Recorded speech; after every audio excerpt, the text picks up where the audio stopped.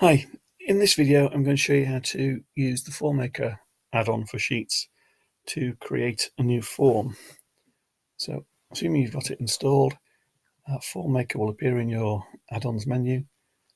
These are the sets of menus for Form Maker. The main one, or the starting one, is the Forms menu. If you click on that, it will open the sidebar. This icon here will give you access to all the other menus as well. So to get started, you have to create a new sheet. So it only takes a couple of seconds.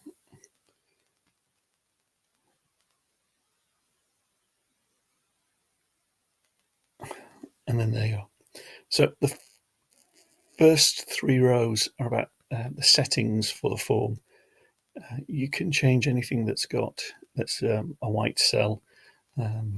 If they're purple, they're just headers to explain what that cell's about. And if it's grey, it's going to have some data put into it. Except for this row, where this row is the headers for the actual questions. And then this column here is all greyed out because you shouldn't put anything in that column, because when you create a question, it will be populated with the item ID number. That allows the script to go and allow you to edit any cells that you want.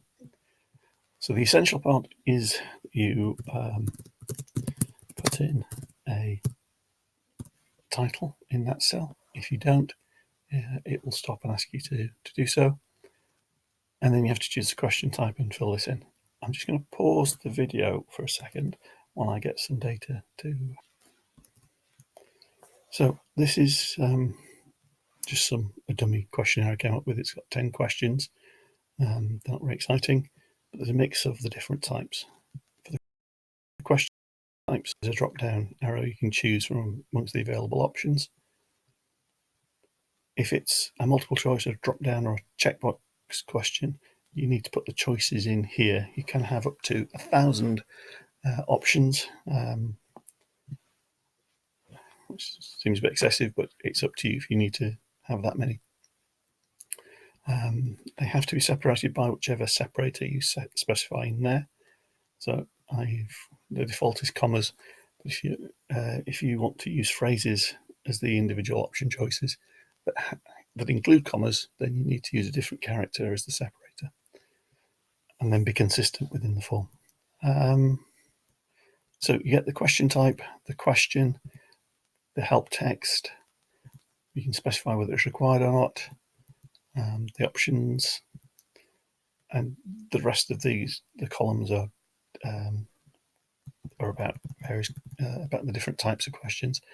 Then these columns here, you can specify the validation rules. And here in these questions, if you want to make it a quiz, you have to give the question a points value. So as long as at least one question's got a points value, it will become a quiz, and you can add feedback as well. So once you've got your data, you can press form and it will create the sheet. So I'll start that and I'll pause it while it's doing that.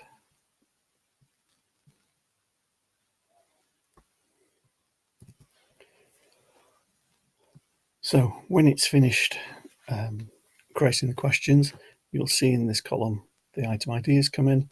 It pops up with this box to tell you it's finished. It tells you how long it took to do it. So 23 seconds for 10 questions, which is about standard. Say OK, and that process will stop, so the spin will stop. So then you've got there a link to the form edit URL, and in this cell you've got a link to the live form.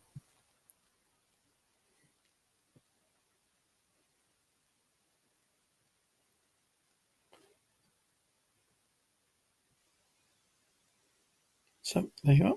Thanks for watching.